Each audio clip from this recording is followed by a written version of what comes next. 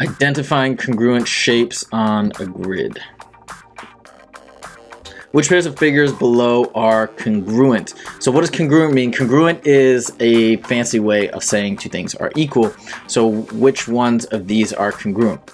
Does that circle look like that exact same circle here? Yeah, it does. 4 across, 4 up and down. Same diameter, so I'm going to say these are congruent. Does this look to be congruent to this shape? Yeah, they look to be equal, right? We got a length of 1 here, comes down like this, down 3 over 1, comes across by 4. These guys look congruent, so yes. Scroll down here. Are these congruent? No. They're similar, like they're both triangles, and they look like they have similar dimensions, like they're proportionate. They're not equal. Congruent, again, is equal. Are these guys congruent? Looks like it, right? A length of 4, a width of 3, same for both rectangles. Let's see if that's correct. All right, let's move on to the next one. All right, are these guys congruent? Are these guys equal? No.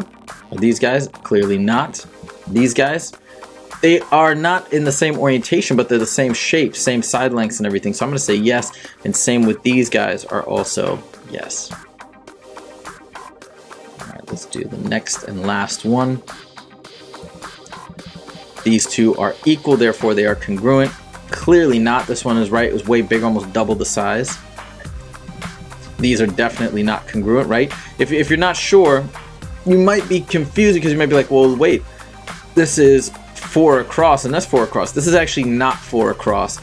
This is actually, let's see, 16, this is the square root of 32. It's longer because it's going diagonally, and you can kind of see this triangle is bigger than this one. So these are not equal. And these shapes, this is a pentagon versus a quadrilateral, definitely not. Let's check that.